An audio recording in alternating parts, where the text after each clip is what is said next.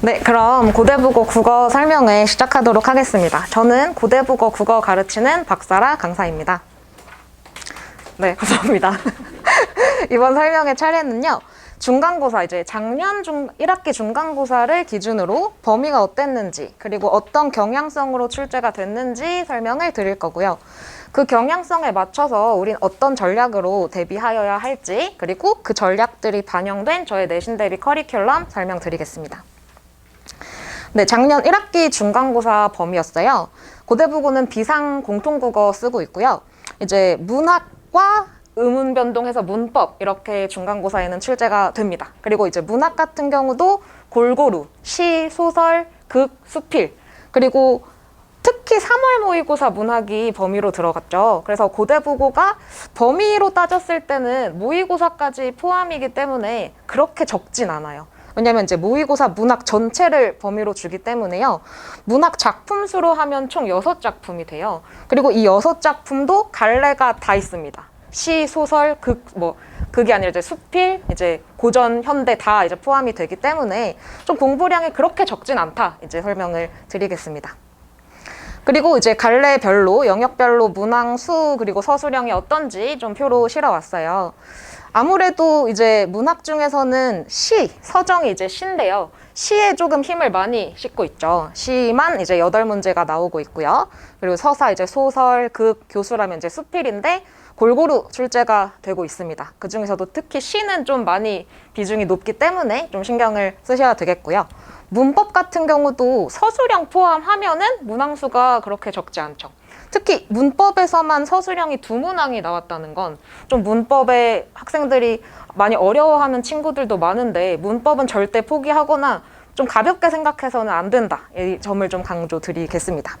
그리고 이제 객관식 24문항의 서술형은 이제 총 3문항 이렇게 출제가 돼요. 근데 서술형 3문항의 20점이라는 거는 한 문항당 좀 배점이 크다는 거잖아요. 이제 문항 하나가 10점이었던 이제 문항이 있었어요. 문법에서. 그래서 그 문법을 좀 제대로 공부하지 않았으면은 부분 점수로 많이 깎일 수 있다는 점을 설명을 드릴게요. 총평을 좀 내려보겠습니다. 난도는 그렇게 어렵진 않아요. 고대국어 국어는. 그래서 이제 중 정도로 매번 평이하다? 이제 그렇게 어렵진 않다? 정도로 이해를 하시면 될 것 같아요.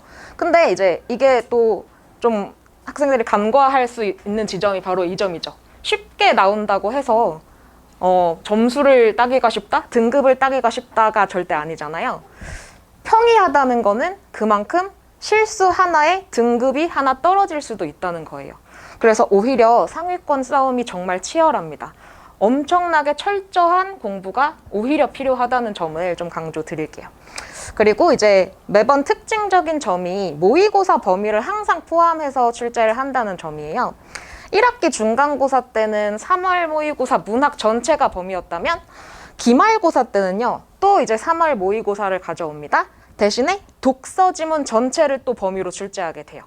그리고 또 2학기로 간다면 2학기 중간고사에는 또 9월 모의고사 문학 전범위, 2학기 기말고사는 9월 모의고사 독서 전범위. 그러니까 매 시험 모의고사 범위가 포함이 된다고 생각하시면 되겠습니다. 이게 이제 문학 독서만 이렇게 이제 출제되지 않고요. 문법이 가끔 포함될 때도 있으니까 우리가 이제 모의고사는 어차피 내신에 안 들어가, 우리 점수에 안 들어가 생각하지 마시고 모의고사 그 보는 당일에 그 모의고사 시험지 잘 이제 분석하셔서 계속 이제 갖고 있으면서 분석과 이제 변형 문제 나올 가능성들을 꼼꼼히 좀 대비하는 게 고대국어는 필요하겠습니다. 다음으로 영역별로 조금 구체적으로 설명을 드릴게요. 문학 같은 경우는 여러 이제 유형들이 잘 나와요. 근데 이제 우리가 이제 고등 내신에서 애들이 좀 간과하는 지점이 또 있다면은 자기가 중학교 때 어느 정도 표현법들이나 문학의 개념어들은 어느 정도 다 알고 있지라고 그거에 대해서 이제 철저하게 공부를 잘 안 하는 학생들이 많거든요. 근데 제가 문학 개념어의 정확한 이해가 이제 필요하다고 했잖아요. 생각보다 학생들한테 이 개념, 기준이 정확히 뭔지 알고 있니? 하면은 모르는 경우가 너무 많습니다. 하나 이제 예시를 들어보면 여기 이제 학생들도 많잖아요. 이제 어머니들 물어보세요. 색채어랑 색채 이미지 두 용어가 뭐가 다른지. 학생들 많잖아요. 지금 이제 대답하긴 조금 이제 부끄러울 테니까 한번 떠올려 보세요. 색채어, 색채 이미지. 모르겠죠? 둘 다 이제 색채라는 말, 뭐 색깔이 있으면 되나? 이제 뭉뚱그려서 생각하잖아요. 근데 이런 걸로 고등내시는 함정을 파요. 정확한 기준을 지금 알려드릴게요. 우리가 예를 들어 노을이라는 단어가 시에 나왔어요. 그럼 이제 노을이라는 단어를 보면은 주황주황, 노랑노랑 빛깔이 떠오르잖아요. 이 단어를 보고 색깔이 떠오르면 색채 이미지입니다. 근데 색채어는 아니에요, 노을이. 정확히 색깔 이름이 들어가야 색채어라는 말을 합니다. 근데 학생들이 이제 이거는 예로 하나 든 거지만 생각보다 이런 개념어들에 대한 정확한 기준을 잘 못 잡고 있고 이거를 적용하라는 문제가 항상 나올 텐데 그거를 항상 틀리는 경우가 많아요.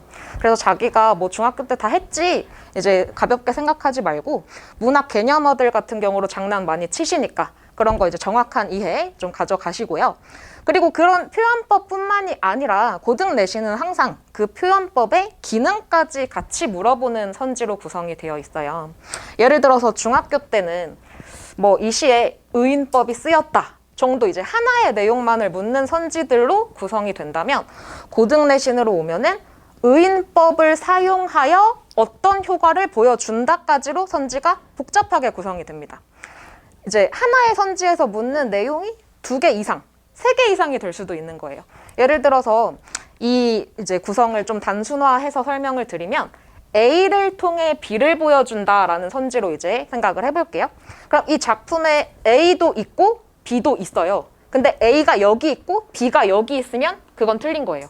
A를 통해 B를 보여줘야 되는 거니까 여기서 다 있는지까지도 확인이 되어야 한다는 거죠. 그럼 이제 심지어 3개의 내용을 묻는 선지가 될 수도 있는 거예요. 그런 건 A가 있는지 B가 있는지 A를 통해 B를 보여주는 것도 맞는지 선지의 구성이 좀 복잡해지는 그런 것들을 계속 내신 대비하면서 훈련을 해주셔야 하겠습니다. 그리고 이제 또 고대부고의 특징이요. 수능형 문제를 출제한다는 점이에요. 수능형 문제라는 건 보기를 제시합니다. 근데 그 보기는 학교에서 알려주지 않은 그런 설명이 나오는 보기예요.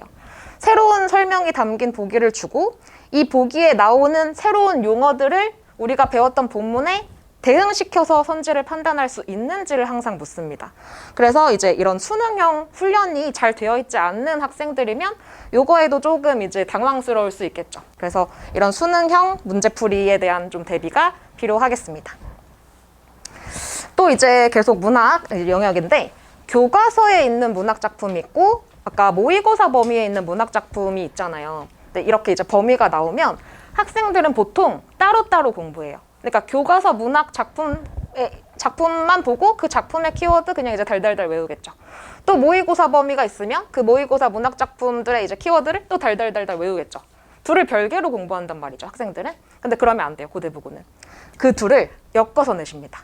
그러니까 교과서 본문 작품과 모의고사, 그때 딱 3월 모의고사에 나온 그 작품을 정말 결합해가지고 연계해서 그 작품들 간의 공통점과 차이점을 비교하는 문제를 항상 묻게 됩니다. 서술형에서 이 비교 문제가 나올 수도 있게 돼요. 그래서 이제 우리가 주의해야 될 거는 범위 안에 모든 작품들을 모의고사 교과서끼리도 조합해서 계속 내신 대비를 해야 된다는 점을 강조드릴게요. 그리고 이제 모의고사 좀 출제 비중이 높아요. 이제 제가 모의고사와 교과서를 엮은 문항, 그리고 모의고사 단독으로 내신 문항들을 다 문항수를 계산해 봤더니 그것만 13문항이 출제가 됩니다. 아까 이제 27문항에서 절반을 넘죠, 그러면. 그래서 모의고사 정말 많이 신경을 쓰셔야 되겠습니다. 다음으로 이제 문법 영역 설명드릴게요. 문법이 아까 서술형 2문항이 이제 다 문법에서 나왔다고 했잖아요. 그래서 그것까지 포함해서 배점이 상당히 높습니다. 30점, 30%가 넘죠, 그러면. 그래서 문법을 정말 잘 챙기셔야 돼요. 문법이 애들이 이제 아무리 공부해도 개념 자체가 좀 학생들이 많이 어려워하잖아요. 그래서 나는 뭐 문법을 공부하는 게 이 정도라면 나는 좀 여기까지만 해야겠다 하는 친구들이 많은데 그러시면은 좀 등급 1등급은 따기가 좀 어렵다고 생각하시면 돼요. 그래서 문법은 정말 이 범위 이상으로도 좀 공부하고 확실하게 고난도로 출제한다고 해도 대비가 될 정도로 좀 학습을 하셔야 1등급을 좀 노릴 수 있다는 점을 강조드릴게요. 그리고 이제 문법 영역이 중간고사 같은 경우는 음운 변동 단원이 출제가 됩니다. 이제 음운 변동은 이런 단어의 표기가 최종적으로 어떤 발음이 되니를 묻는 건데요. 그 최종 발음뿐만이 아니라 고대부고는 그 발음이 되기까지의 과정과 원리를 항상 물어요. 근데 그게 이제 서술형에서도 출제가 됩니다. 그래서 이제 객관식뿐만 아니라 서술형을 쓸 때 이 단어가 이렇게 되기까지의 과정과 그 규칙들을 다 암기하고 제대로 쓸 수 있어야 된다는 점이에요. 그래서 이런 거 이제 정확히 파악을 하셔야 되겠고, 오답률이 항상 높지만, 오히려 그거를 이제 반대로 생각하면은 문법을 확실히 잡고 있다면 1등급 충분히 받을 수 있는 영역이라고 생각하시면 될 것 같습니다. 그럼 이제 이런 경향성에 맞춰서 우린 어떤 전략으로 대비해야 할지 설명을 드릴게요. 별표 치세요. 학습활동. 교과서 학습활동. 고대부고는 학습활동에서 정말 많이 내십니다. 학생들이 또 이런 경향이 있어요. 교과서 본문만 좀 봐요. 본문만 열심히 봅니다. 본문에 이제 날개 부분에도 막 이제 여러 막 질문들이 있고 거기서도 이제 포인트가 많은데 그것만 보고 막상 학습활동 뒤에 가면은 이거 본문에서 어차피 다 본 거지 하고 그거 그냥 되게 가볍게 보거나 안 보고 넘기는 학생들 많거든요. 근데 고대부고는 그 점을 딱 이제 노리는 거죠. 학습활동에서 정말 많이 출제하시고 그거를 약간 이제 변형해서 내시기 때문에 학습활동은 그냥 외운다고 생각하시면 됩니다. 변형으로 또 좀 이제 공부를 하셔야겠죠. 그래서 거기에 나오는 개념들, 예문들, 문법의 어떤 용어 같은 것들, 문법에서 이제 나오는 단어 같은 것들, 숙지가 필수이겠습니다. 그리고 이제 서술형이 계속 나오는데 서술형에서 학생들이 부분 점수를 많이 깎이게 돼요. 그러니까 서술형은 그 키워드, 선생님이 요구하는 그 모범 답안의 그 문장이 아니라 그 키워드를 확실히 안 쓰면은 그냥 깎이는 거거든요. 근데 그 키워드를 실전에서 헷갈리거나 안 떠올라서 못 쓰면 그 문제는 그냥 다 날아간다고 보시면 돼요. 그래서 키워드 반드시 넣어서 계속 자연스럽게 이제 그 조건에 맞게 쓰는 연습을 매주 좀 하셔야 된다고 생각하시면 됩니다. 그리고 이제 조건 같은 거 좀 잘 신경 쓰셔야 돼요. 서술형에서도 고대부고는 이 조건에 맞춰서 써라는 그 내용이 항상 나와요. 또 학생들이 서술형 쓸 때 자기가 알고 있는 답안 빨리 쓰려고 또 조건은 잘 안 보는 학생들도 있거든요. 그거 정말 주의하셔야 됩니다. 조건까지 확실히 좀 보시고 그거에 맞게 잘 쓰는 연습이 좀 필요하겠습니다. 자, 그리고 아까 계속 말씀드렸듯이 모의고사 출제 비중이 굉장히 높다고 했잖아요. 그래서 그 모의고사 지문 3월에 딱 이제 보는 그 지문 그냥 넘기지 마시고 내가 어떻게 잘못 생각해서 이선지를 이제 틀렸다면은 왜 그런 사고 과정으로 이제 틀리게 됐는지 정확한 정답의 근거가 어딘지를 잘 찾는 연습을 하셔야 되고요. 모의고사 지문 전체의 완벽한 분석이 필요해요. 근데 이제 이게 조금 어려울 수 있는 게 교과서는 이제 작년부터 개정된 교과서 해서 교과서는 몇 년 동안 계속 똑같은 작품을 그대로 내시는 거잖아요. 그래서 이거에 대한 데이터는 많거든요. 근데 모의고사는 그 해에 그냥 처음 나온 작품들이 많아요. 이제 잘 학생들이 접해보지 못한 낯선 지문들이 모의고사에 많이 나옵니다. 근데 그런 지문들에 대한 데이터는 별로 없기 때문에 좀 이제 그런 데이터들 좀 전문가들의 도움을 받아서 완벽한 분석을 이제 좀 하고 가셔야 대비가 철저하게 된다는 점을 강조드릴게요. 그리고 이제 분석뿐만이 아니라 그 모의고사 나온 그 문제의 변형을 좀 해서 내시는 경향이 있어요. 그래서 변형 문제를 되게 많이 풀어보면은 확실히 도움이 됩니다. 그리고 문법 같은 경우는 학생들이 이제 계속 틀리는 예문들이 또 있어요. 의문 변동 같은 경우는 한 번 보면 안 돼요. 그러니까 그 단어를 내가 틀렸으면은 해설지 보고 그렇구나 하고 그냥 학생들이 많이 넘기거든요. 근데 그러지 말고 그 예문들은 그냥 수십 번, 수백 번 본다고 생각하시면 돼요. 선생님들이 좋아하는 함정의 그 단어들이 있습니다. 그런 것들을 쫙 모아서 계속 반복을 해야 똑같은 걸 안 틀린다. 이제 전략으로 좀 설명을 드리겠습니다. 그리고 난도가 그렇게 어렵지 않았다고 했잖아요. 그렇다는 건 실수 하나 하면은 바로 등급 하락이 될 수 있다는 오히려 이제 문제가 될 수 있는 지점이 바로 이 지점이죠.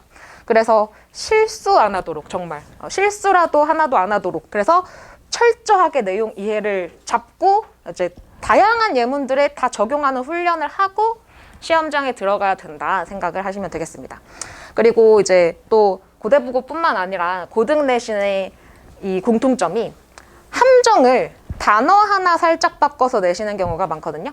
근데 아직 좀 중등 내신에 머물러 있는 친구들은 이 선지의 전체적인 이미지로 접근을 해요. 그러니까 대충 뭔가 내가 공부했던 단어들이 쓰이고 있네 하면은 그 선지를 그냥 넘어가는 경우가 많은데 선생님들이 그 지점을 바로 노리십니다. 단어 하나 살짝 바꾸시거든요.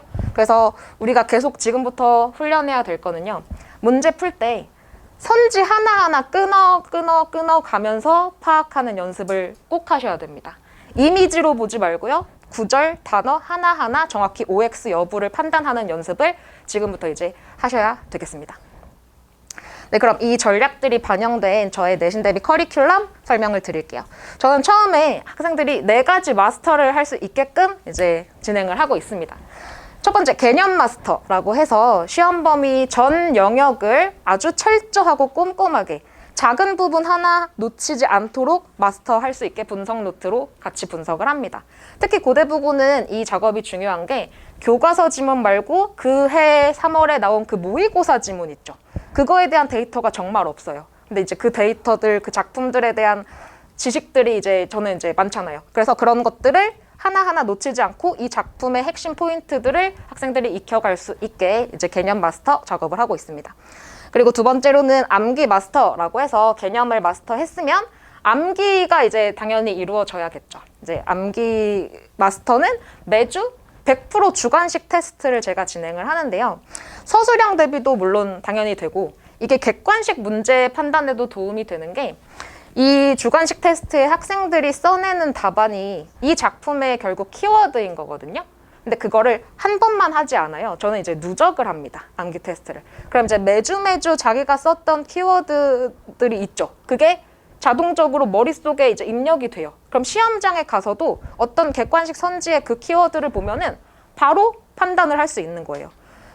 그 키워드가 서술형에서도 당연히 떠오르겠죠. 그래서 학생들이 굉장히 많은 도움을 받고 있다고 하는 암기 마스터입니다. 그리고 세 번째로는 유형 마스터라고 해서 고대부고 몇 개년의 기출을 조금 같이 풀 거예요. 물론 이제 교과서가 개정돼서 이제 작년과 이제 이번이 2번째긴 하지만 겹치는 영역은 있습니다. 예를 들어 의문 변동은 교과서 개정이랑 상관없이 매년 나오는 단원이에요.